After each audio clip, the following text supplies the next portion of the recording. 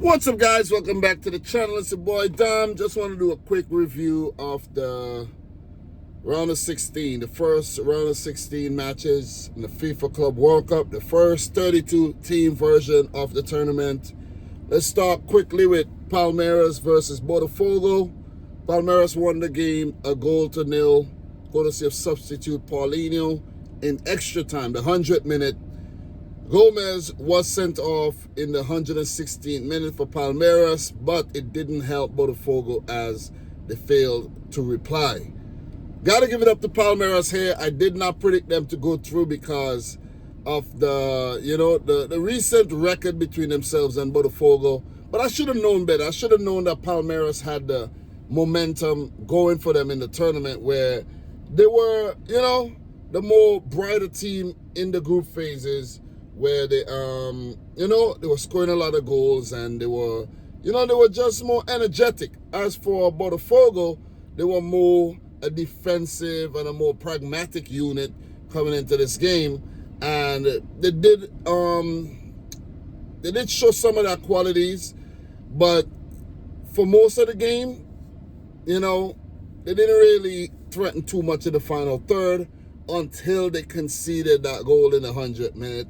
And then they came alive and started basically to threaten. But you also have to give it up to the goalkeeper, John, for keeping Botafogo in the game, because if it wasn't for some really good saves by him, Palmeiras would have won the game in regular time. So had a lot of shots in this game, 19 shots for Palmeiras, 5 on target. They had 46% of the ball. And for Botafogo, they also had quite a few shots, not being so effective, with 16 shots, 2 on target, 54% of the ball. The game went all the way to 120 minutes, and, Palmeiras definitely stretched going into the next round, which is the quarterfinals, where they would meet Chelsea, and Chelsea could say the same for themselves. They stretched as well, played the whole 120 minutes in that game. But that game was a little different, and let's talk about it. I don't intend to stay super long on the Palmeiras Botafogo game. It wasn't as exciting as I thought it would be. To be honest, it's like both teams were just canceling each other out. And, it was quite... You got to give Ferreira the credit, too, when he took off... Esteval, and he took off Vitor Roque pretty early in the game. And they still prevailed, so you got to give him some credit there. But congratulations to Palmeiras. They move into the quarterfinals, and they would face Chelsea, who defeated Benfica 4-1 after extra time. So the Chelsea manager came out and really criticized the weather break, because there were only 4 minutes plus extra time left to play, where Chelsea were 1-0 up via a Reece James goal. And because of the weather break, which break for quite some time, imagine having to play 4 more minutes and you're there, waiting over an hour. I can't remember how long the weather break was, but it was quite long. Because I remember watching the game, and then I fell asleep, and then when I checked the score, I'm like, whoa, game's not done. They say weather break. And I actually got to watch the last part of the game.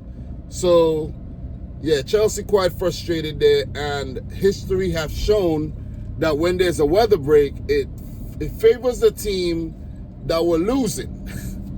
So if you were losing and there's a weather break, you come back and then you start playing better. Because the team that had the momentum then go on to lose that momentum, and, most likely go on to lose the game. And that is almost what happened to Chelsea, because Di Maria scored a penalty after VAR deemed there was a handball. Quite, a weird handball, pretty close range. I think it was Malo Gusto. He didn't know anything about it. Had his hands up in the air, back turn, ball hit his hand, and the referee gave it a penalty. So, but in a tournament like this, you got to give it the penalty, because if you don't give it the penalty, then the opposition will be like, oh, what's going on? The ball hit the hand and, you're cheating. So Di Maria did step up, cool like a cucumber, put it in the back of the net. 1-1. So the game was forced into extra time, and there was also a red card. There's also a red card where there was a player by the name of Prestiani who got sent off in the 92nd minute. So even with the player sent off and Benfica down to 10 men, they did have a few really good breaks where they got in behind and could have really punished Chelsea. But that was pretty much it, because after Chelsea, was on the back foot for a little period, they were just rampant. They had a couple breaks, missed out, but then scored through Nkunku. Really, good individual goal there, fighting in the end with the tackle, and then with the shot from close range, 108th minute. And then Chelsea just ran riot from there. Dewsbury Hall and Pedro Neto scored 114th and 117th to stretch Chelsea's lead further to 4 goals to 1, a point of no return for Bruno Lage's Benfica. You got to give it up to Benfica, though. They put out a really, really valiant effort. But I did predict Chelsea to win this game. I guess so far, out of 2 predictions, I got 1 out of 2, because I did predict Botofogo to go through ahead of Palmeiras. So congratulations to the Blues. They would meet Palmeiras in the quarterfinal, where future Chelsea player Estevao would get to face the Blues. So that'll be interesting. But that was a better game, in my opinion, than the Botafogo Palmeiras game. And it's because of the extra time here after the weather break. But it was quite weird, though. It was quite weird. But the thing is, everyone's criticizing the weather break. Oh, there's a weather break, this, bam, bam, bam. But in the US here, we got a lot of lightning strikes. I actually seen someone got struck by lightning one time during a cricket match. It was raining, we were going off, and while walking off, damn, what was that? The lightning hit a guy, so it is pretty scary, guys. So when it starts raining and there's thunderstorms, you have to leave the field. Not every single time, but you gotta leave the field for the safety of the players. Because then if something happens, then you're gonna hear, oh, why you didn't leave?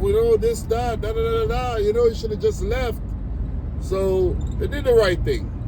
So today we got more matches. We got PSG coming up against Inter Miami.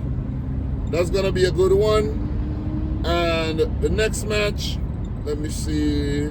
We got Flamengo versus Bayern Munich. Ooh, these are some good games today.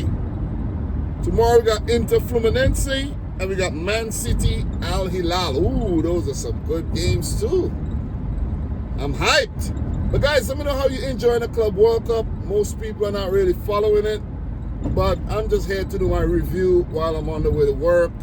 I gotta do it, or else, if I don't do it now, I won't do it when I get off. It will be too late. So thanks a lot for watching. Thanks a lot for following the journey. There's a lot of things that's been happening at the Club World Cup. I can't talk about everything, but I just want to talk about the games for now. There's a lot of off the field things that's happening. So like the video if you haven't yet done, so subscribe if you're new. And until next time, peace out. Rich Squad. Guys, talk to you soon, man. I'm gonna get to work late just because I chose to make this video. Yeah.